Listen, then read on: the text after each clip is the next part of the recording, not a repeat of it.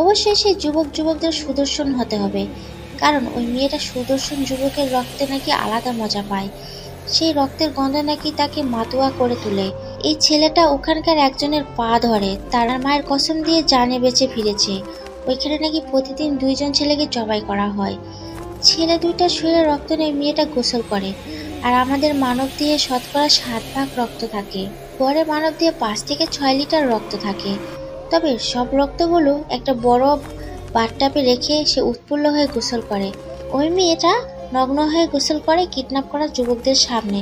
তখন সব যুবকেরাই ভয়ে থরথর করে কাঁপতে থাকে। তখন যুবকদের ভয়ার্ত মুখ দেখে মেয়েটার হাসির শব্দে পুরো বাসাটাই যেন আটকে ওঠে।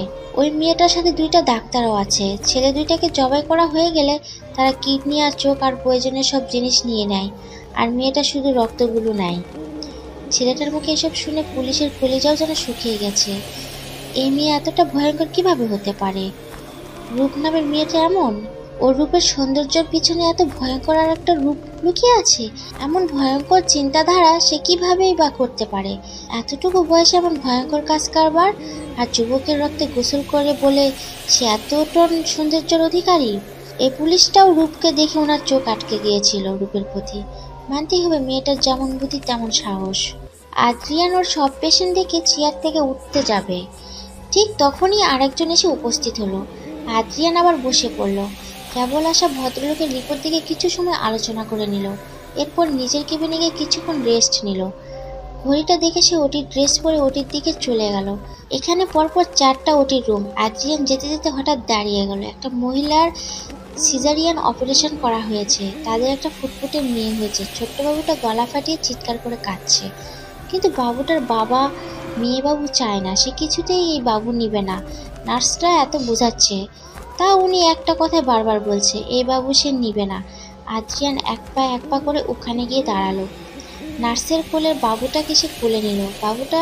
বাবুটা শুদ্ধ তোয়ালেতে পেঁচানো আছে। আদ্রিয়ান মুচকি হেসে বাবুর গালে আলতো করে টোকা দিল। বাবু চোখ মিলে তাকাচ্ছে। 9টা মাস মায়ের পেটে থাকার পর পৃথিবীর আলোর চোখে লাগছে, এই জন্য ঠিক মতো তাকাচ্ছে না।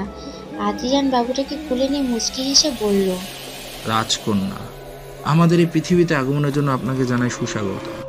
আপনার মতো পবিত্র ফুল কেন এই অমানুষের ঘরে জন্ম নিলেন? এটা মোটেও ঠিক করেননি। যে নিজের ওরসজাতকে স্বীকার করতে রাজি না, তার গৃহে কেন আল্লাহর রহমত নিয়ে আসলেন? উনি তো কাপুরুষ, এজন্য আপনাকে অস্বীকার করছে।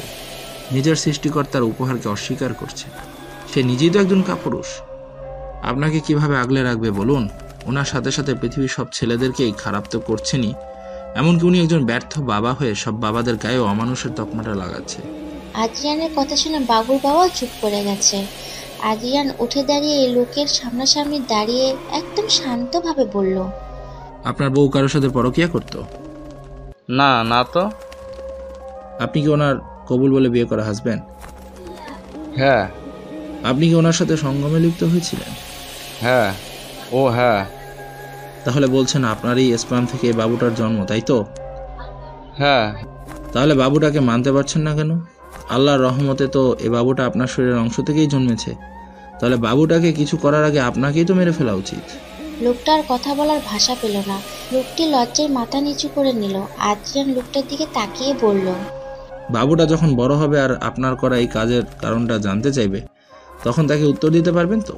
আল্লাহ যদি চায় তাহলে আপনাকে বৃদ্ধ বয়সে বাবুর হাতের 1 ফোঁটা পানি খেয়ে আপনার মৃত্যু হতে পারে। মেয়েকে অবহেলা করবে না, এটা মনে রাখবেন। এই মেয়েটাই স্বয়ং আল্লাহ তাআলার তরফ থেকে আপনার জন্য উপহার নিয়ে হিসেবে এসেছে। আদ্রিয়ান বাবুটাকে ওই লোকের হাতে তুলে দিলেন। এরপর সে ওটির দিকে যাওয়ার জন্য পা বাড়ালো। লোকটি বাবুকে কোলে নিয়ে কেঁদে দিল। আদ্রিয়ান আর পিছু ফিরে তাকালো না, যদি লোকটা লজ্জা পায় এটা ভেবে। লোকটি বাবুকে অসংখ্য আদর দিল। বাবার কান্না দেখে বাবুটাও চোখ মেলে বাবার দিকে তাকালো। হয়তো উনি ওনার ভুল বুঝতে পেরেছে, সমাজের দিক বিবেচনা করে এমন ভুল করে ফেলেছিল। রূপ এখনো বাসায় ফিরতে পারেনি। পুলিশ তাকে লকআপে বন্দি করে রেখেছে। রূপ চুপ করে মেঝেতে বসে আছে। অনেক উঁচুতে একটা ছোট জানালা আছে, সেই জানালা দিয়ে আলো আসছে। রূপ সেদিকেই তাকিয়ে আছে। এভাবে কি আর বসে থাকা যায়? ওর প্রচুর ঘুম পাচ্ছে। এইবার দিয়ে 3বার হাই তুলল সে। ওর যেহেতু ঘুম পাচ্ছে, তাই অযথা বসে না থেকেও দেয়ালে হিলান দিয়ে চোখ বন্ধ করে নিল। সে এখন ঘুমাবে। এই মুহূর্তে ঘুমানোর মতো শান্তি কিছু আছে বলে ওর মনে পড়ছে না। শ্রেয়ানের মাথা কাজ করছে না। কালকে রাতের ঘটনার পর থেকে চোখ বন্ধ করতে পারছে না। ওর মনে হচ্ছে চোখ বন্ধ করলে সে আসবে, আবার ওর গলা চেপে ধরবে। শ্রেয়ানের হাতের মুঠোয় থাকা চুলগুলো সে রেখে দিয়েছে। শ্রেয়ান একা একা গভীরভাবে কিছু চিন্তা করলো। ওর মাথাতে অন্য কিছু ঘুরছে। ওকে বাইরে বের হতে হবে, কিন্তু ওর আম্মু কিছুতেই ওকে বাইরে বের হতে দিবে না। এখন শুধু ওর সুস্থ হওয়ার অপেক্ষা। ওর সাথে ঘটে যাওয়া ঘটনার রহস্য সে উন্মোচন করেই ছাড়বে। যদি ওর প্রাণ সংশয় হয় তবুও সে থামবে না। রাহিদ রূপের আব্বু আম্মু কিছুতেই রূপের জামিন করাতে পারল না, কারণ উপর মহল থেকে কড়াভাবে নিষেধ আছে। এর খবর চারদিকে ছড়িয়ে গেছে। রূপের এখন বাইরে বের হওয়াও রিস্ক। পাবলিক ওর উপরে খুব রেগে আছে। 7টা যুবককে খুন করেছে, এই ব্যাপারটা মোটেও স্বাভাবিক ব্যাপার নয়। রূপের আম্মু তো কেঁদে কেঁদে হয়রান। ওনাদের আদরের মেয়ে কিনা লক আপে বন্দি আছে। বাবা মা হিসেবে তারাও কিছু করতে পারছে না। রূপকে একটা রুমে আনা হয়েছে। পুলিশ অফিসার সাদিফ বসে আছে রূপের সামনে। রূপকে ঘুম থেকে উঠিয়ে এখানে আনা হয়েছে। কাঁচা ঘুম ভেঙে যাওয়ার ফলে ওর চোখ লাল হয়ে আছে। চুলের বেনুনি ঢিলে হয়ে চুলগুলো এলোমেলো হয়ে আছে। সাদিফ রূপের দিকে একটা ছবি এগিয়ে দিয়ে বলল, এই মেয়েটাকে চিনো? বলবো, তার আগে আপনি আমার থেকে 10 হাত দূরে সরে বসুন, না হলে আমার একটা কথার আনসারও করব না। সাদিপ কিঞ্চিত অবাক হলেও সেটা প্রকাশ করলো না। রূপের কণ্ঠে রাগ প্রকাশ পাচ্ছে, তবে সাদিপ এক চুলও না সরে ঠায় বসে থাকলো। রূপ এমন ভাবে সাদিফের দিকে তাকালো যেন রূপ ওকে চোখ দিয়ে গিলে খাবে। এই প্রথম কোনো মেয়ে ওর সাথে এত রুড ব্যবহার করছে। সাদিপ ওদের সামনে থাকা টেবিলের ওপরে রাখা পেনটাকে হাতে নিয়ে ঘোরাতে ঘোরাতে বলল, বাহ, তোমাদের মাঝে দারুণ একটা ব্যাপার আছে। আমি সত্যি এতদিন এমন কাউকে খুঁজছিলাম।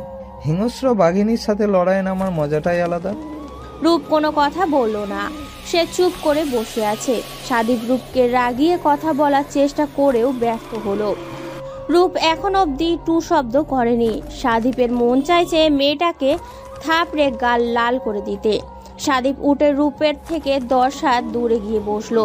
রূপের ঠোঁটের কোণে বাঁকা হাসি। সাদিপ সেটাও খেয়াল করলো। সাদিপ উঠে দাঁড়ালো রূপকে আট করা ছবিটা দেখাতে। রূপ সাদিপকে বসতে বলে সে নিজেই টেবিলের ওপর থেকে ছবিটা নিয়ে দেখলো। রূপ সাদিপের দিকে তাকিয়ে বলল, এটা আমার বেস্টু মিমি। সে এমন জঘন্য করে আমার জানা ছিল না। কফি শপের ওই ছেলেটাকে ছিল? মিমির কথা মতো আমি কফি শপে ওই ছেলেটার সাথে কথা বলতে গিয়েছিলাম। মিস রূপ, আপনি ছেলেটাকে থাপ্পড় মেরেছিলেন কেন? সে আমার কাছে টিচ করে কথা বলেছিল। আপনি যে আপনার বান্ধবীর সাথে জড়িত না, এটা আমরা কেন মানব? মানতে তো বলছি না, আমি যে জড়িত সেটা আগে প্রমাণ করুন। নিজেকে খুব চালাক ভাবেন, তাই না? এখানে চালাক ভাবার মতো কিছু তো দেখছি না, তবে আমি কিছু করিনি। এটা প্রমাণ হওয়ার পর এই কথার আনসারটা আপনাকে দিব। ওকে। সাদিপ উঠে চলে গেল। কিছুক্ষণ আগে একজন পুলিশ গিয়ে ওই ছেলেটাকে পুলিশ স্টেশনে নিয়ে এসেছিল। ওই ছেলেটার নাম রিমন। আর রিমন যেহেতু ওই খুনি মেয়েটাকে দেখেছে, সেহেতু ও তো খুনিকে চিনবেই। রূপ তখনও দেয়ালে হেলান দিয়ে ঘুমিয়েছিল। পুলিশ রিমনকে নিয়ে লকআপের তালা খুলে ভেতরে প্রবেশ করলো। রিমনের বুকটা দুরু দুরু কাঁপছে। আবার সেই হিংস্র মেয়েটাকে দেখবে, এটা ভাবতে ওর কাল ঘাম ছুটতে লাগলো। রিমন ঘুমন্ত অবস্থায় বসে থাকা মেয়েটার দিকে তাকালো। মেয়েটাকে দেখে ওর মনে হলো একটা পরী ঘুমিয়ে আছে। ছেলেটা পুলিশের দিকে তাকিয়ে না সূচক মাথা নাড়ালো, যার মানে এই মেয়ে না। পুলিশ রিমনকে নিয়ে একটা রুমে গেল। ওইখানে একজন আর্টিস্ট বসে আছে। রিমন খুনির বর্ণনা দিতে লাগলো, আর সেই বর্ণনা অনুযায়ী আর্টিস্টটা আর্ট করতে থাকলো। আর্ট করা হয়ে গেলে পুলিশ কাগজটা নিয়ে চলে গেল। তারপর সেই আর্ট করা কাগজটা পুলিশ অফিসার সাদিপকে দেখালো, আর সাদিপ সেই আর্ট করা ছবিটা নিয়ে রূপকে দেখালো। আর রূপের থেকে মিমির নামটা জানতে পারলো। পবিত্রের দাদু ওনার রুমে বসে আছে। কনিষ্ঠ আঙুলের প্রথম 3টা গিরা গুনে গুনে কিছু একটা বলল। এরপর তিনবার শীষ বাজালো। ওনার সামনে থাকা পিতলের গামলাতে পানি ভর্তি করে রাখা আছে, সেই গামলাতে উনি ফু দিল। এরপর যা দেখলো তাতে উনি নিজেও আটকে উঠলে। সেই পানি ভর্তি গামলাতে দুধের মতো সাদা বিরাট একটা সাপের ছবি ভেসে উঠেছে। সাপটার শরীরে অন্য কোনো রঙের চিহ্ন নেই। দুধের থেকে সাদা বেশি হবে, তাও কম হবে না। তার মানে আশাদের মামার আঁকা সেই ছবিটার মানে সর্প অর্থাৎ সাপ। পবিত্রের দাদু গভীর চিন্তায় মগ্ন হয়ে আছে। সর্পের পেছনে এক রহস্য লুকিয়ে আছে, কিন্তু কি রহস্য উনি এই ব্যাপারটাই ঠিক মতো ধরতে পারছে না। তবে এখানে একটা ব্যাপার স্পষ্ট যে পুরো ঘটনাতে মারাত্মক জটিল কোনো প্যাঁচ আছে, যেটা সাধারণ মস্তিষ্কের কোনো মানুষের চিন্তাধারার বাহিরে। পবিত্রের দাদু কিছু একটা ভেবে উঠে দাঁড়ালো। আশাদের সুস্থ হওয়ার নিচে কিছু একটা করতেই হবে। আশাদের সুস্থ হওয়া নিয়ে কিছু একটা করতেই হবে। একটা মানুষের ধুকে ধুকে জীবন নাশ হতে দেখাটা উনি ঠিক মানতে পারছে না। এই জন্য উনি আশাদের ফ্ল্যাটে গেল, আর ওখানেই আর একটা দুঃখজনক ঘটনার সম্মুখীন হলো। একজন মধ্যবয়স্ক লোক একজন ডক্টরকে খুঁজে বেড়াচ্ছে, কিন্তু উনি কোনোভাবেই সেই ডক্টরকে খুঁজে পাচ্ছে না। আদ্রিয়ান সহকারী অনেকক্ষণ ধরেই লোকটাকে খেয়াল করছে, তাই সে নিজেই উঠে লোকটার কাছে গেল। লোকটি কাকে খুঁজছে এটা বলল। ওনার কথা শুনে আদ্রিয়ানের চেম্বারের সামনে ওনাকে বসতে বলল। উনি তাই বসলো। আদ্রিয়ানে একে একে সব পেশেন্ট দেখা হয়ে গেল। এখনো আদ্রিয়ান বের হয়নি। আদ্রিয়ানের সহকারী মধ্যবয়স্ক লোকটাকে নিয়ে চেম্বারে প্রবেশ করলো। আদ্রিয়ানকে দেখে ওই ভদ্রলোকটি বলে উঠল, পবিত্র। পবিত্র নামটা শুনে আদ্রিয়ান চোখ তুলে সামনে তাকালো। দরজার সামনে লোকটিকে দেখে কাকু সম্বোধন করে সাথে সাথে উঠে দাঁড়ালো। ওই ভদ্রলোকটি জড়িয়ে ধরে কুশল বিনিময় করলো। আদ্রিয়ান ও সহকারীকে নাস্তা আনতে ইশারা করলো। ওই ভদ্রলোকটা ওর দাদুর বন্ধু। ওর দাদুই ওনাকে এখানে পাঠিয়েছেন। ভদ্রলোক হেসে আদ্রিয়ানের সাথে কথা বলল। ওনার শরীরের সমস্যার কথা আদ্রিয়ান শুনল। লোকটিকে নাস্তা করালো, আর এটাও বোঝালো যে যেহেতু সে একজন নিউরোসার্জন, এর জন্য ওর কাকুকেও ও খুব পরিচিত ডাক্তারের সাথে মিট করিয়ে দিবে। সেই ডক্টরই ওনার চিকিৎসা করবে। শরীরের বিভিন্ন অঙ্গের চিকিৎসার জন্য ভিন্ন ভিন্ন ডক্টর রয়েছে, আর এর জন্য ওনার সমস্যাটা আদ্রিয়ানের হ্যান্ডেল করা সম্ভব নয়। উনি হাসতে হাসতে বলল, পবিত্র, আমি তো তোমাকে খুঁজে পাচ্ছিলাম না। তোমার নাম বললাম, তাও কেউ চিনতে পারলো না কেন? আমার ডাক নামটা হসপিটালের কেউ জানে না, আমাকে এখানকার সবাই আদ্রিয়ান নামেই চেনে। আদ্রিয়ানের কথা শুনে উনি ব্যাপারটা বুঝলেন। একজন উচ্চমানের ডক্টরকে ভালো নামে ডাকাই হয়, আর আদ্রিয়ানের পবিত্র নামটা নিকটতম আত্মীয় ছাড়া সবার কাছেই অজানা। হসপিটালের সবাই এছাড়াও ওর বন্ধুরাও আদ্রিয়ান নামেই চিনে। এরপর কথা বলতে বলতে আদ্রিয়ান ওনাকে ওর পরিচিত ডক্টরের কাছে নিয়ে গেলেন, আর নিজে দাঁড়িয়ে ওনাদের মিট করিয়ে দিলেন। এরপর সে ওখান থেকে চলে এলো, আর 20 মিনিট পর সে ওটিতে ঢুকবে। অনেক খোঁজাখুঁজির পরও মিমির কোনো খোঁজ পাওয়া গেল না। মিমি যে রূপকে ফাঁসিয়ে দিয়েছে সাদিফও তদন্ত করতে গিয়ে বুঝতে পারল। তবে রূপ মেয়েটাকে ওর কাছে কেমন জানি লাগে। সে অদ্ভুত চরিত্রের একটা মেয়ে। মিমিকে না ধরা অবধি পুলিশ তো রূপকেও ছাড়বে না। সাদিপ দুপুরের পরে রূপের সাথে দেখা করতে গিয়েছিল। সাদিপ কিছু বলার আগেই রূপ বলে উঠল, মিস্টার সাদিক, আমাকে কয়েকটা উপন্যাসের বই এনে দিবেন? বই পড়লে আমার সময়টা একটু ভালো কাটতো। সাদিপ রূপের কথা শুনে অবাক হলো, তবে প্রকাশ করলো না। সে সত্যি সত্যি রূপকে 10টা উপন্যাসের বই এনে দিয়েছে। রূপ বসে বসে সেগুলোই পড়ছে। লকআপে বসে কেউ বই পড়তে চায়, রূপকে না দেখলে সে নিজেও জানতো না। এদিকে আজও 2টো যুবকের লাশ পাওয়া গেছে। আগের তুলনায় এদেরকে আরো ভয়ানকভাবে মেরেছে। মিমি কিভাবে যেন জেনে গেছে যে পুলিশ ওকে খুঁজছে, সেই জন্যই সে আরো হিংস্র হয়ে উঠেছে। কলেজে মিমির যে অ্যাড্রেস দেওয়া ছিল সেগুলো পুরোটাই নকল ছিল। মিমির কথাটায় পুলিশ এখনো মিডিয়ার কাছে ফাঁস করেনি। এই জন্যই মিডিয়ার লোকেরাও রূপকে নিয়ে যা ইচ্ছা তাই খবর ছাপছে। রূপদের বাসায় ওই কলোনির সবাই রূপের নামে খারাপ খারাপ কথা বলছে। রূপের আব্বু আম্মু আর বাসা থেকে বের হয়নি। রাহিদ গিয়ে রূপকে খাবার দিয়ে এসেছে। কেউ নিয়ানকেও কিচ্ছু জানায়নি। ওইদিকে পবিত্রের দাদু আসাদের বাসায় গিয়ে জানতে পারলো আসাদ সুসাইড করেছে। সে পুরোপুরি মানসিক রোগী হয়ে গিয়েছিল, যাকে বদ্ধ পাগলও বলা যায়। সুস্থ হওয়ার কোনো লক্ষণ ওনার মধ্যে ছিল না। কালকে সন্ধ্যার পর লকুর চক্ষুর আড়ালে সে একবার রান্নাঘরে গিয়েছিল। রান্নাঘরে গিয়ে একটা ছুরি নিয়ে ওর কাছে লুকিয়ে রাখে। আসাদ সেই ধারালো ছুরির ঘাতে নিজের হাতেই সে পায়ের শিরা কেটে ফেলেছে। মাঝরাতে আসাদ এই ঘটনাটা ঘটিয়েছে। এর জন্য কেউ ওর এই পাগলামিটা ঘুণাক্ষণেও টের পায়নি। সারা রাত হাত আর পায়ের রক্ত ক্ষরণের ফলে আর তার শরীরের রক্ত শূন্য হয়ে যায়। শেষ রাতের দিকে সে মৃত্যুবরণ করেছে। সন্ধ্যা 7টার দিকে সাদিফের কাছে একটা খাম আসে। সেখানে শুধু একটা ঠিকানা লেখা আছে। সাদিফ পুলিশ ফোর্স নিয়ে ওই ঠিকানাতে চলে যায়। ঠিকানা অনুযায়ী একদম নিরিবিলি স্থানে একটা বাড়ি দেখা যাচ্ছে। সাদিফ সাবধানতার সাথে সেই বাসার জানলা দিয়ে উকি দিল। তাকানোর সাথে সাথে সে চমকে উঠেছে, কারণ দুটো ছেলেকে জবাই করে এখন তাদের চোখ তোলা হচ্ছে। এটা দেখে সাদিফের কলিজাও কেঁপে উঠল।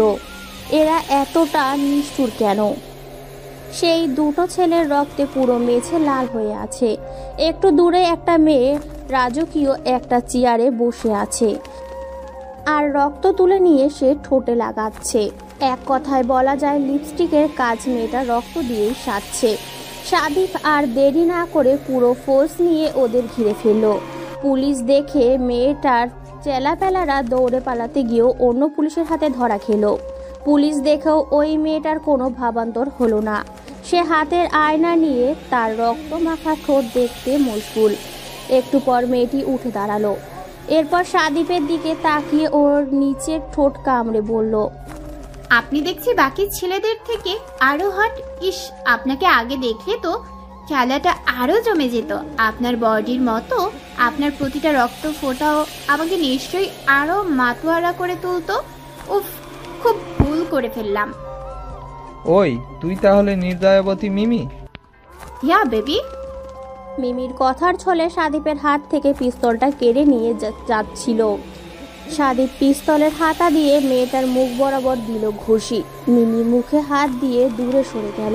সাদিফ মিমির দিকে তাকিয়ে বলল, হাস্যকর ব্যাপার হলো, তোরা মুভি দেখে ভাবিস যে পুলিশের হাত থেকে পিস্তল কেড়ে নেওয়া খুব সহজ, কিন্তু মামনি বাস্তবে এটা যে একটু ভিন্ন হয়ে থাকে। আমার কথাটা কি বুঝলে হৃদয়হীনা মিমি? আমরা তো আর বা ফেলে বসে থেকে পুলিশ হয়নি। সব বুঝলাম। হিরো পাশের রুমটা ফাঁকা পড়ে আছে, চলো যাই। তোমরা ছেলেরা তো একটা মেয়ের শরীরই চাও। শরীর পেলে তো আর কি লাগে তোমাদের? আদর যত্নের কিন্তু কোনো কমতি হবে না। তুই আমার আদর যত্নের কি করবি? এখন তোকে জায়গা মতো নিয়ে গিয়ে তারপর আদর যত্ন কাকে বলে তোকে একটু একটু করে বোঝাবো। সাদিফ মিমিকে ধরতে যেতেই মিমি সাদিফের হাঁটু বরাবর লাথি দিল। সাদিফ মেঝেতে বসে পড়ল। মিমি পালাতে যেতেই সাদিফ মিমির পায়ে গুলি করে দিল। মিমি তবুও পালানোর যথাসাধ্য চেষ্টা করলো। সাদিফ মিমির দুই পায়ে গুলি করে দিল। এবার সে কাবু হয়ে বসে পড়ল। সাদিফ সহ কয়েকজন পুলিশ মিমির পুরো বাসাটা চেক করলো। ফ্রিজে নর্মালে 36 ব্যাগ রক্ত ছিল। স্টোর রুমেও 9টা ছেলে সেন্স হারিয়ে পড়েছিল। পুলিশরা এবার এমন কিছু পেল যা দেখে ওনারাও আঁতকে উঠেছিল। মিমির বাসার পাশেই কোনার গভীর গর্তে অনেকগুলো মাগুর মাছ ছিল। তাদেরকে খুব ক্ষুধার্ত রাখা হতো। মিমি ওখানে যখন কারো লাশ ফেলতো তখন মাছগুলো হামলে কামলে লাশটাকে খেয়ে ফেলতো। বিশেষ করে মিমি যাদের পছন্দ করতো না তাদের বাসায় ডেকে এনে মাগুরের গর্তে ফেলে দিত। পুলিশ আজও মিমির বাসটার রক্তে পরিপূর্ণ অবস্থা পেল। হয়তো একটু পর এই রক্ত দিয়ে সে গোসল দিত। সাদিফ মিমির বাসার কয়েকজন পুলিশ রেখে দিল। মিমিকে নিয়ে সে পুলিশ স্টেশনে গেল। ওখান থেকে আগেই মিমির চিকিৎসা করবে, তারপর তাকে আচ্ছা মতো 3rd ডিগ্রি দিবে। সেন্সলেস হওয়ার ছেলেগুলোকে হসপিটালে অ্যাডমিট করা হয়েছে। তারা এখন চিকিৎসারত অবস্থায় আছে। ধরা পড়ার খবরটা মিডিয়ার লোকেরা জেনে গেছে। পুরো খবরটা নতুন করে টিভিতে দেখানো হচ্ছে। রূপ যে দোষী নয় এটাও এই খবরে প্রকাশ করা হয়েছে। রূপের আব্বু আম্মু রাহিদ পুলিশ স্টেশনে এসেছে, রূপকে ছেড়ে দেওয়া হবে। সাদীপ ওইখানেই দাঁড়িয়েই ছিল। রূপ লকআপ থেকে বের হয়ে সরাসরি সাদীপের দিকে তাকিয়ে বলল, মিমি এমন কাজে জড়িত ছিল আমি সত্যিই জানতাম না, আর জানলে ওর ফাঁদে পা দিতাম না। মাগুর আর ইলিশ জাতের দুটোই মাছ, কিন্তু মাগুর মাছ গু খায় আর ইলিশ মাছ খায় মরা লাশ। দুটোই মাছ হলেও তাদের দুজনের রুচিটা কিন্তু একদম ভিন্ন। ভালো থাকবেন, এবার আসি। রূপের কথাটা বলে ওর আব্বু আম্মুর সাথে চলে গেল। সাদীপ কোনো কথা বলল না, তবে রূপের কথার গভীরতা ধরতে তার বেশ খানিকটা সময় লেগে গেল। সাদীপের কেন জানি রূপকে খুব অদ্ভুত লাগে। সে রূপকে নিয়ে আর মাথা না ঘামিয়ে নিজের কাজে মন দিল, কারণ তার কাছে মেয়ে মানেই মায়াজাল। এইদিকে মিমির পায়ের গুলি বের করা হয়েছে। দুদিন পর থেকে ওকে রিমান্ডে নেওয়ার আদেশ এসেছে। রূপ বাসায় ফিরে শাওয়ার নিল। রাহিদ এখন রূপদের বাসায় আছে। রূপ ওয়াশরুম থেকে বের হয়ে দেখলো রাহিদ ওর রুমে বসে আছে। রাহিদ রূপের দিকে তাকালো। রূপ মুচকি হাসলো। তখন রূপের আম্মু ওদের খেতে ডাকলো। রূপ রাহিদকে আসতে বলে চলে গেল।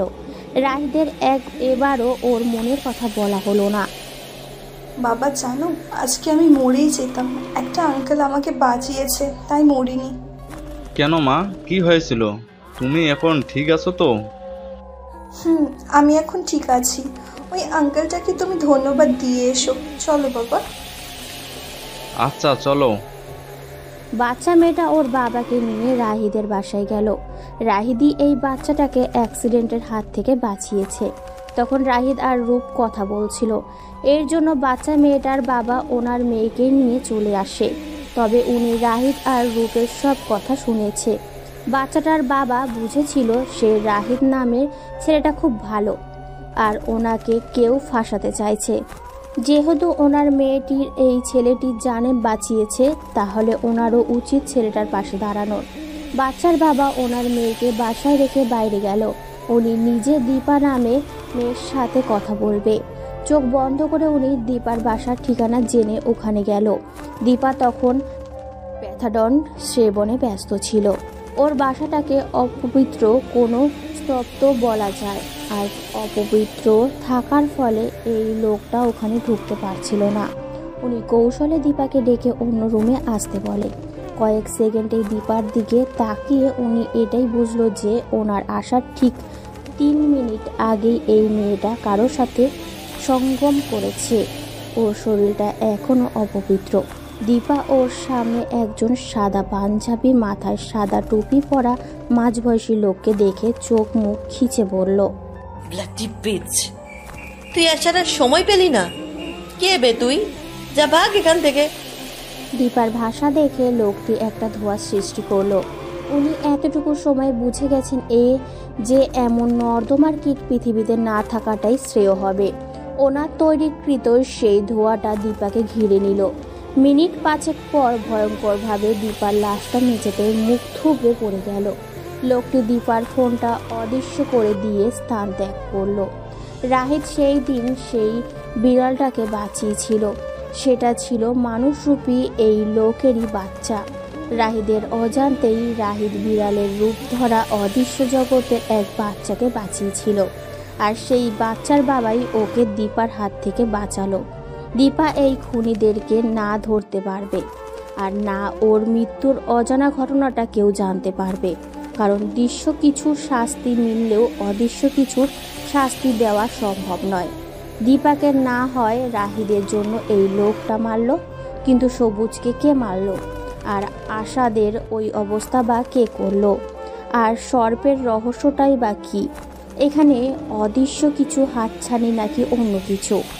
নাকি এর মধ্যে ভালো মানুষের মুখোশ পরা কিঞ্চিত কোনো ব্যক্তির কারসাজি? রাহিদ ওর আম্মুকে ফোন দিয়ে ওর আর রূপের বিয়ের প্রস্তাব পাঠাতে বলল। অনেক সময় তো নিল, এভাবে আর কতদিন চলবে? এবার একটা পদক্ষেপ নেওয়াটাই উচিত হবে। রাহিদের আম্মু এই কথা তৎক্ষণাৎই রূপের আব্বু আম্মুকে জানিয়ে দিল। মেয়েটাকে নিয়ে ওনাদেরও চিন্তার শেষ নেই। কত কি ঘটে গেল গত কয়েকদিনে। আর রাহিত তো অচেনা কেউ না, বরং সে ছেলে হিসেবে যথেষ্ট ভদ্র। রূপের আব্বু আম্মু ফোনে যখন কথা বলছিল রূপ সব শুনেছে। সে রান্নাঘরে গিয়ে কড়া করে 2 মগ চা বানালো। রাহিদের রুম নক করে বলল, ভাইয়া ছাদে যাবে? রাহিদ ফ্রেশ হয়ে ওয়াশরুম থেকে বের হয়ে টাওয়ালটা কেবল হাতে নিয়েছে। রূপের কথা শুনে রাহিদ দরজার দিকে তাকালো। রাহিদ মুচকি হেসে হ্যাঁ সূচক মাথা নাড়ল। রাহিদ মুখ মুছে ফোনটা হাতে নিয়ে রূপের সাথে ছাদে গেল। দুজনা পাশাপাশি দাঁড়িয়ে আছে। রূপ চায়ের মগে একবার চুমুক দিয়ে সামনের রাস্তাটার দিকে তাকিয়ে আছে। রাহিদ ছাদের রেলিং ঘেঁষে হাতে মগটা নিয়ে দাঁড়িয়ে আছে। রাহিদ জানে রূপ ওকে কেন এখানে নিয়ে আসলো। এমনি এমনি রূপ ওকে এভাবে ডেকে ছাদে আসবে না, এটা সে ভালো করেই জানে। রাহিদ চুপ করে আছে রূপের কথা শোনার জন্য। রূপ সামনের দিকে দৃষ্টি রেখেই বলল, আমি তোমার ফিলিংসকে সম্মান করি ভাইয়া। আমি জানি তুমি বিগত 8 বছর ধরে আমাকে ভালোবাসো। রূপের কথা শুনে রাহিদ রূপের দিকে তাকালো। রূপ রাহিদের দিকে তাকালো না। রূপ খুব স্বাভাবিকভাবেই কথাটা বলে ফেলল। রাহিদের একটু একটু করে জড়িয়ে রাখা ভালোবাসার কথাটা তাহলে সে জানতো, তবুও এতদিন ওকে কিচ্ছু বুঝতে দেয়নি। রূপ আবারও বলে উঠল, আত্মীয়দের মধ্যে আত্মীয়তা করাটা আমি কেন জানি মানতে পারি না। তোমাকে আমি সেই স্থানে বসাতে পারবো না। মনের বিরুদ্ধে গিয়ে আমি তোমাকে মানিয়ে নিতে চাই না। তাই অনুরোধ রইল খালামণির দেওয়া প্রস্তাবে আর না এগোতে। রাহিদ রূপের কথাটা মনোযোগ দিয়ে সবটা শুনল। নিজেকে একদম শান্ত রেখে সে বলল, সময় লাগলে নে। না। এত নিষ্ঠুরভাবে না শব্দটা কি না বললেই নয়? মনের বিরুদ্ধে আর যাই হোক ভালোবাসার জন্ম হয় না, তাই না? আমি তো তোর দিকে আমার 1 হাত বাড়িয়ে দিয়েই আছি। তুই সময় নিয়ে একটা পা এগিয়ে সামনে এগিয়ে আয়। কোনো কাজই একদিকে নিখুঁতভাবে হয় না, ঠিক তেমন দিনে দিনে ক্ষণে ক্ষণে সুপ্ত অনুভূতি থেকে ভালোবাসার জন্ম নিবি। একটাবার সুযোগ তো দেওয়া উচিত, তাই না? ভাইয়া প্লিজ জোর করো না। একটু সময় নে, দেখবি ভাইয়া ডাকটাকে বিদায় দিয়ে শুধু রাহিদ বলে ডাকতে সক্ষম হবি। রূপ আর কথা বাড়ালো না। ওর চায়ের মগটা রেখে হন হন করতে করতে চলে গেল। রাহিদের খুব কষ্ট লাগলো। এতদিন ধরে ভালোবাসে, এত সহজে কিভাবে হারাতে দিবে? এই নিষ্ঠুর মেয়েটা ওকে বুঝতেই চায় না। আর রাহিদও ওর ভালোবাসার কথাটা ঠিক মতো প্রকাশ করতে পারে না। আর 5 জনের মতো ভালোবাসার মানুষকে নিয়ে রোমান্টিক কোনো সিন তৈরি করতে পারে না। বারবার ভালোবাসি বলে আহ্লাদ করতে পারে না। তবে সে রূপকে খুব ভালোবাসে। শ্রেয়ান বেশ কয়েকদিন পর বাসা থেকে বের হলো। আজকে ওর প্রোগ্রাম আছে। বাইক না নিয়ে সে গাড়ি নিয়ে বের হলো। শ্রেয়ানের একটা বন্ধুকে ওকে ফোন দিয়ে দেখা করতে বলল। সেও জানালো প্রোগ্রাম শেষ করে দেখা করবে। এরপর শ্রেয়ান ওর ফোনটা সাইলেন্ট করে দিল। প্রতিবারের মতো এবারও সে ওর মাদকাপূর্ণ কণ্ঠস্বর নিয়ে অনুষ্ঠান শুরু করলো। ওর কণ্ঠ শুনে শ্রেয়ানের ভক্তরা এত মেসেজ করছে।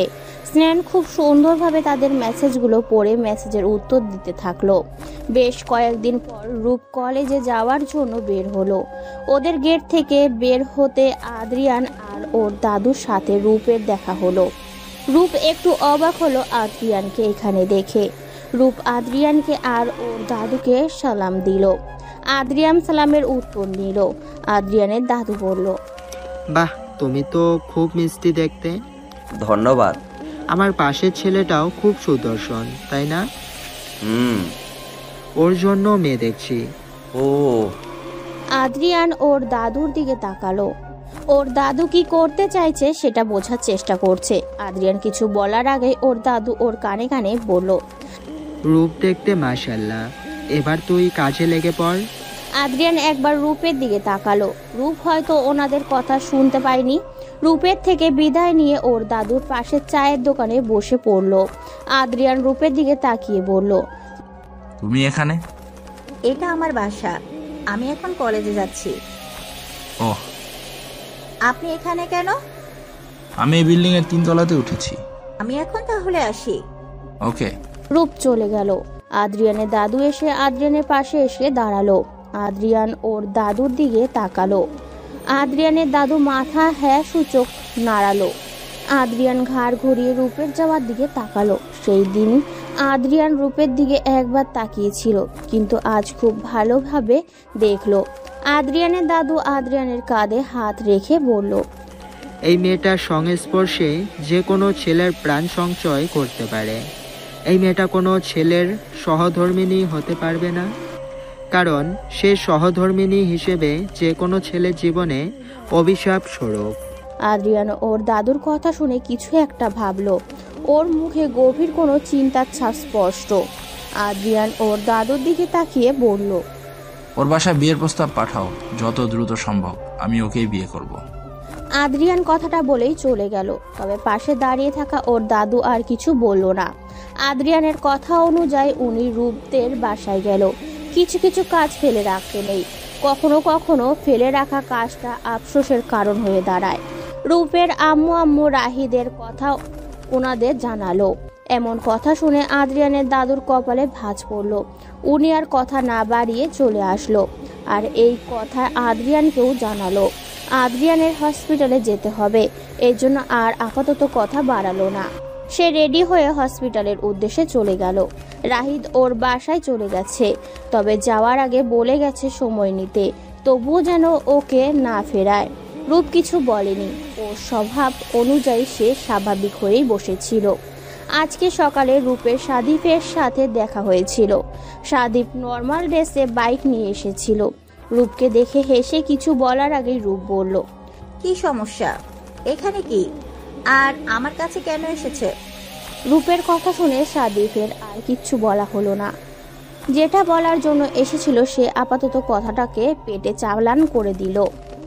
ওর আসার কারণ তো রূপকে দেখাতেই হবে, এই জন্য সে ইনিয়ে বিনিয়ে মিমির কথা বলল। রূপের কোনো সমস্যা হচ্ছে নাকি সেটা জানতে চাইলো। মিমিকে রিমান্ডে নেওয়া হয়েছে। গত 2 দিন অত্যাধিক মার খেয়েছে। ওর হাতের একটা একটা করে নখ তোলার পরও সে বাকি 2 ডক্টরের কথা বলেছে।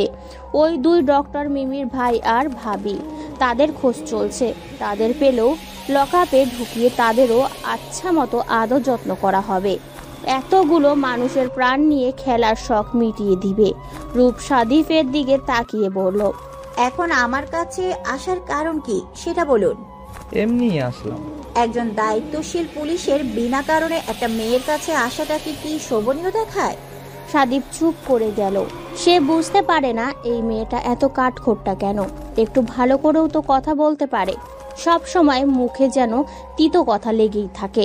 সাদিফকে চুপ করে থাকতে দেখে রূপ সাদিফের দিকে তাকিয়ে বলল, আপনার মনের মধ্যে আমাকে নিয়ে যে ভাবনার বাসাটা বানিয়েছে সেটা আউট করে ফেলুন। রূপ কথাটা বলে গটগট করে হেঁটে চলে এসেছে। সাদিফ হতভম্ব হয়ে দাঁড়িয়ে রইল। রূপ জানলো কিভাবে ওর মনের কথা। সাদিফের মনে এই কাঠখোট্টা মেয়েটাকে নিয়ে একটু একটু করে অনুভূতিরা এসে জমা হচ্ছে। রূপকে দেখে প্রথম দিনই ওর ভালো লেগেছিল। রূপ যে ব্যাপারটা এত সহজে সবটা বুঝে নিবে সাদিফ ভাবতেও পারেনি। তবে এটাও ঠিক যে একটা মেয়ে একটা ছেলের চোখের দিকে তাকালেই সে অনায়াসে সেই চোখের ভাষা বুঝে নিতে পারে, যদি মেয়েটা 6 সেন্স প্রখর হয় তো।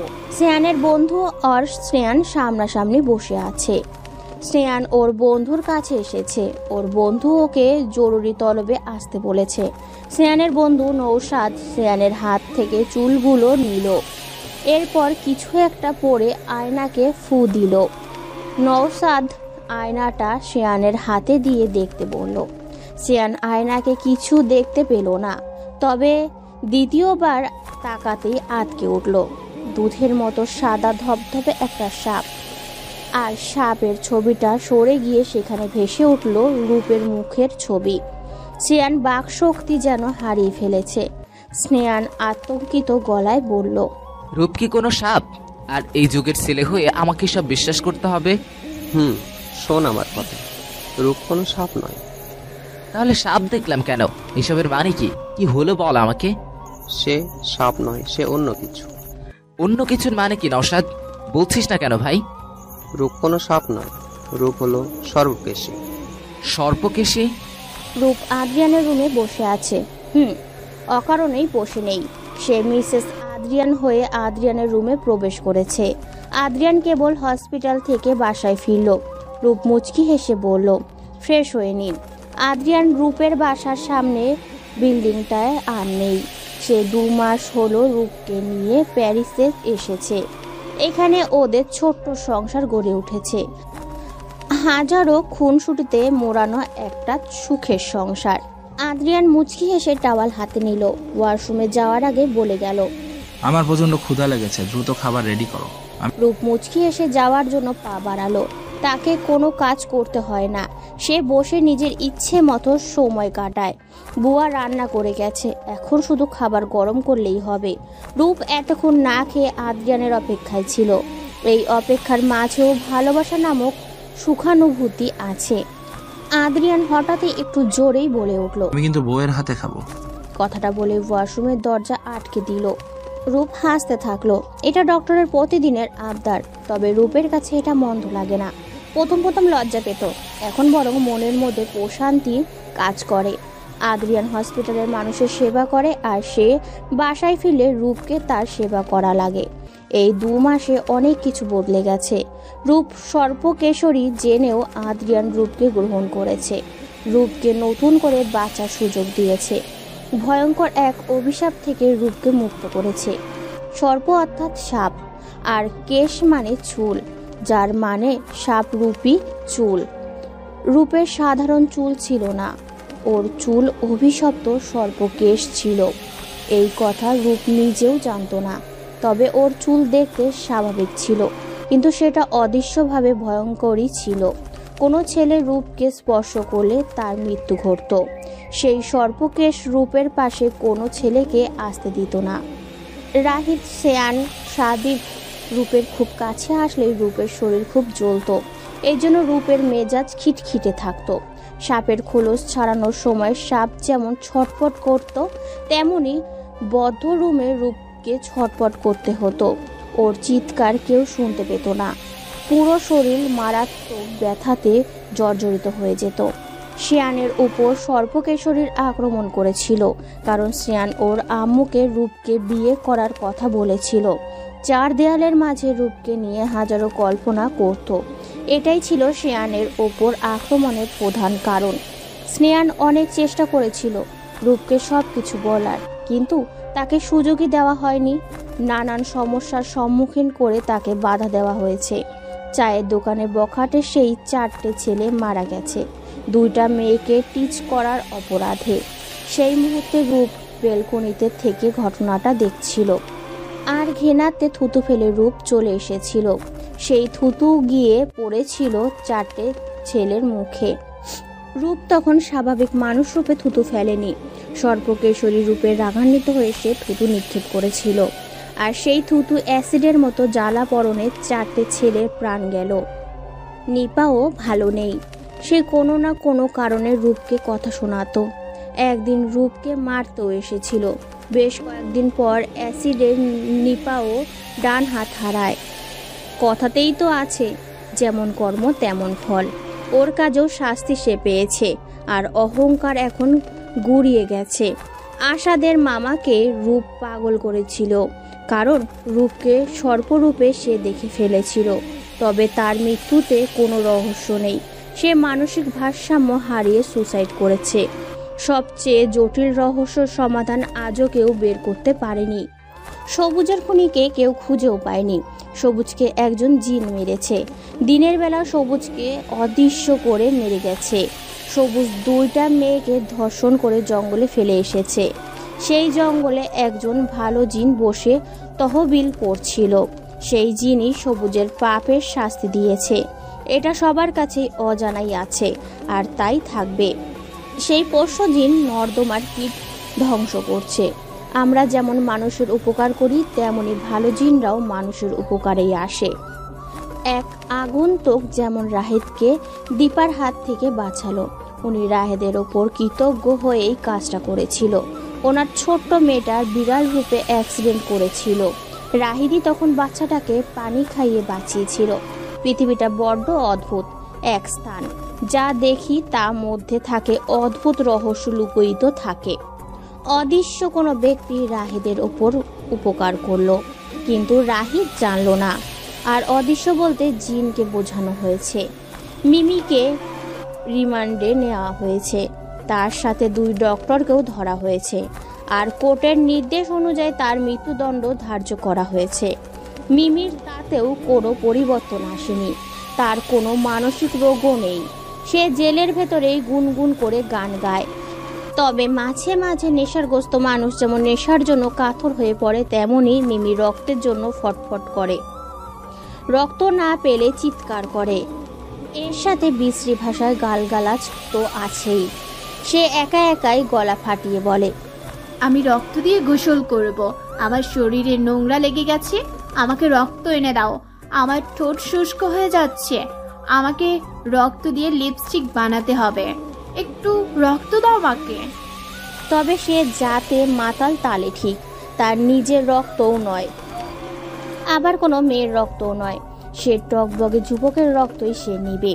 যুবকের রক্তে নাকি প্রশান্তি আনে। শুধু এই রক্তের নেশার জন্যই কত মায়ের বুক খালি হলো, কত যুবকের প্রাণ চলে গেল শুধু রক্তের নেশার জন্য। তবুও মৃত্যুর আগ পর্যন্ত তার রক্তই চাই তো চাই, রক্ত যেন তার সব। নিয়ান দেশে ফিরেছে, ওরা সবাই ভালো আছে, শুধু সবার মাঝে রাহিদ নেই। এই 2 মাসে রাহিদকে কোথাও দেখা যায়নি, তার বাবা মা ছেলের খোঁজও পায়নি। সে বেঁচে আছে নাকি না ফেরার দেশে চলে গেছে এটাও কেউ জানে না। তবে রাহিদ সর্বশেষ দেখা গেছে আদ্রিয়ানের সাথে। তারপর থেকে রাহিদের কোনো চিহ্ন মেলেনি।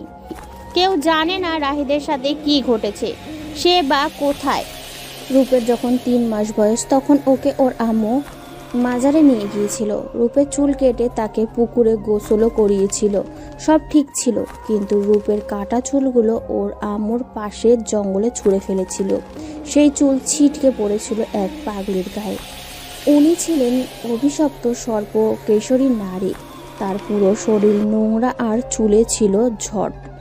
সেই পাগলিটা বলেছিল, আমার গায়ে চুল ফেললি তো তুইও আমার মতো হবি, আমার মতো অদৃশ্য ব্যথায় ছটফট করবি। ওই পাগলি এই চুলের মালিককে অভিশাপ দিয়েছিল, আর চুলের মালিক ছিল রূপ। আর তখন থেকেই রূপ সর্পকেশরীর অভিশাপ অভিশপ্ত। এই পাগলিও ছিল রূপবতী নারী। কোনো এক দোষের জন্য তার গুরু তাকে এই অভিশাপ দিয়েছিল। তখন থেকে উনি পাগলের পরিণত হয়েছে। সর্পকেশরটা হলো অভিশপ্ত জিন, যেটা চুল আর সাপ রূপেই থাকে। যখন সাপ রূপ ধারণ করে তখন সাপটা দুধের মতো সাদা রং হয়, আর যখন চুল রূপে থাকে তখন চুল আগা সাপের ফনার মতো হতে থাকে। রূপ বড় হওয়ার সাথে সাথে ওর কিছু সমস্যা দেখা দিত, তবে কাউকে বলতে পারতো না।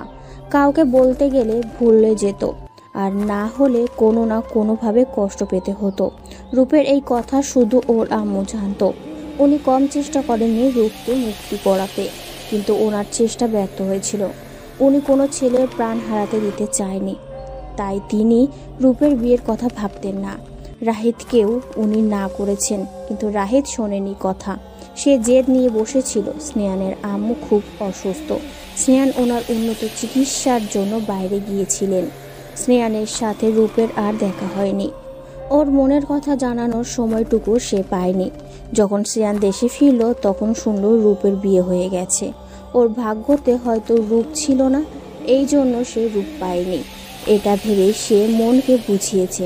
তবে স্নেহানের আম্মু ওর জন্য পাত্রী দেখছে।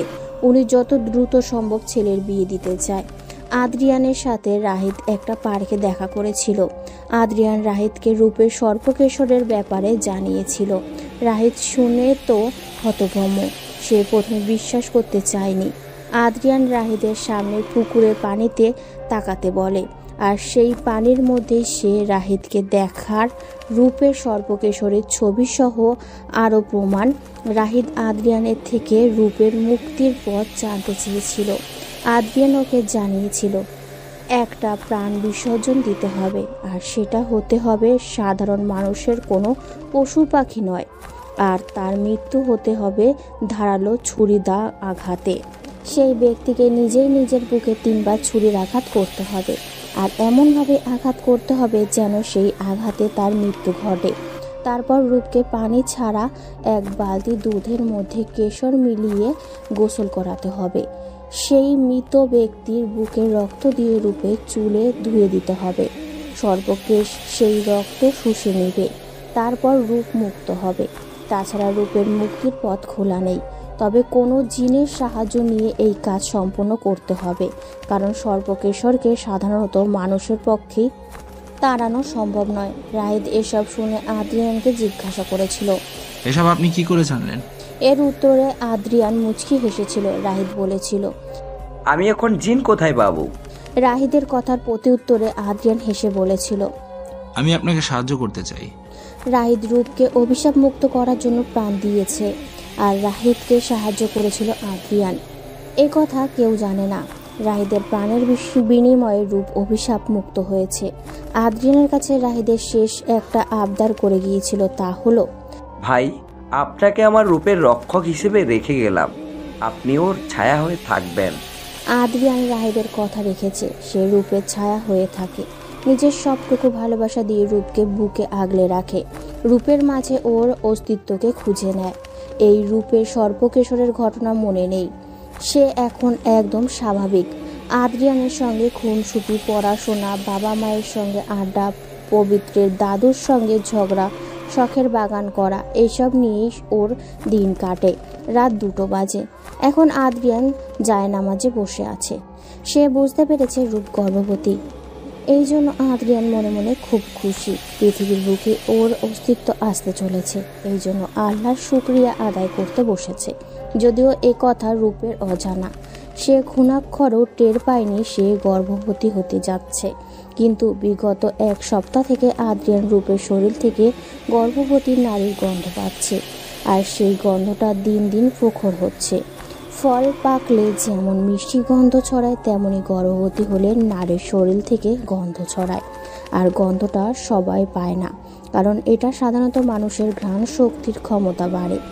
আদ্রিয়ান জায়নামাজ থেকে উঠে রূপের কপালে আদর দিয়ে বলল, অভিনন্দন বাবুর আম্মু, তোমাকে অসংখ্য ধন্যবাদ আমার অংশকে পৃথিবীতে আনার জন্য। আদ্রিয়ানের চোখে মুখে খুশির ঝলক। রূপ ঘুমের কাতর হয়ে বলল, কথাটা শুনে আদ্রিয়ান মুচকি হাসল। রূপকে ঠিক মতো শুইয়ে দিল। তারপর সে একবার রূপের দিকে তাকিয়ে দেয়াল ভেদ করে পাশের রুমে চলে গেল। আদ্রিয়ান এখন সুমধুর সুরে কুরআন পড়বে। গভীর রাতে কোরআনের তেলাওয়াতের মাঝে নিজেকে ডুবিয়ে রাখবে। সে এখন আর থাকবে না যতক্ষণ না ভোরের আজান হয়। আদ্রিয়ান রূপের শরীরের গন্ধ পেল কেন? সেই রাহিদকে বা কেন সাহায্য করতে পারল? তাহলে কি অদৃশ্য জগতের অদৃশ্য কেউ, যাকে কেউ দেখেনি, সেই অদৃশ্যচর কি আদ্রিয়ান? সব প্রশ্নের উত্তর খোলাসা করা যায় না। এতগুলো প্রশ্নের মাঝে উত্তরটা ঠিকই দৃশ্যমান, শুধু বুঝে নেওয়ার অপেক্ষা। হ্যালো বন্ধুরা, আমি মিতুমণি। এতক্ষণ ধরে ধৈর্য সহকারে ভিডিওটি শোনার জন্য সবাইকে অসংখ্য অসংখ্য ধন্যবাদ। আর হ্যাঁ, আপনারা অবশ্যই একটি করে লাইক এবং যদি আমার চ্যানেলে নতুন হয়ে থাকেন অবশ্যই আমার চ্যানেলটি সাবস্ক্রাইব করে দিবেন। আর হ্যাঁ, কমেন্টে অবশ্যই আপনাদের মতামতটি জানিয়ে দিবেন। ধন্যবাদ সবাইকে। আল্লাহ হাফেজ।